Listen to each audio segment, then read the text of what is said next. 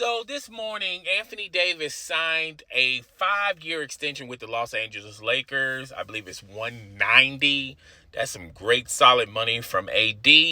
And earlier this morning, late last night, LeBron James signed a 2-year extension with the Los Angeles Lakers, and this means that the Los Angeles Lakers don't have to have any sleepless nights.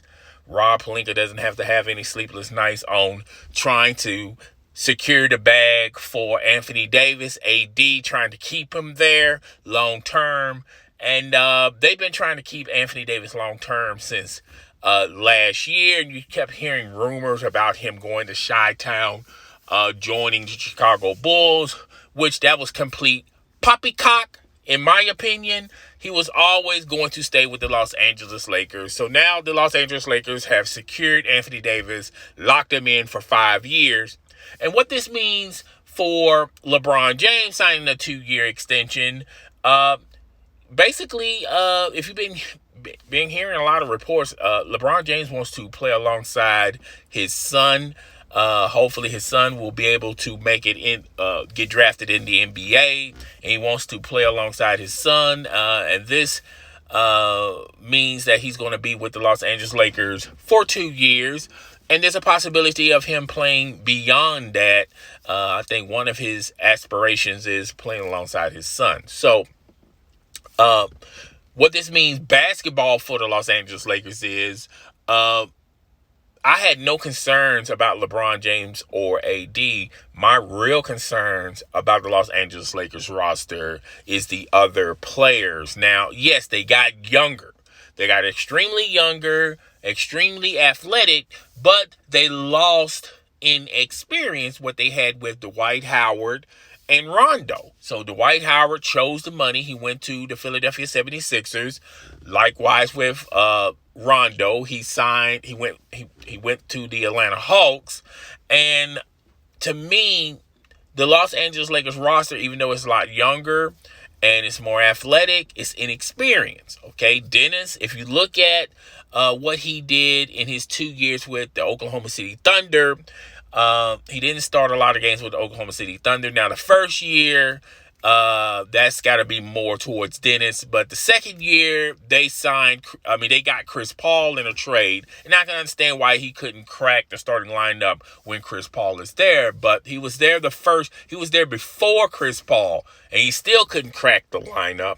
And when you look at Montrezl Harrell, great athletic player, around the basket, but he didn't work on the other things to his game, the other arsenals to his game. He was a defensive liability with the Clippers. And you don't have to take it from me. Just look at the last 2 series that the Clippers had. And I'm not saying Montrezl Harrell was the complete reason why the Clippers choked and folded, but he was one of the reasons why the Clippers could not advance into the Western Conference Finals. But one of the reasons, but not the complete reason. And we're just going to have to wait and see how it works with him with the Los Angeles Lakers. Obviously, by his performance, in the postseason, he really jacked away a lot of his money in the open market. The Clippers could have signed him to a Larry Bird, they had the Larry Bird right for him. And the Clippers did not want any parts of Montrezl Harrell. And the Charlotte Hornets, who were, had plenty of money and was willing to sign anybody, didn't even want Montrezl Harrell. So that just goes to show you how the market.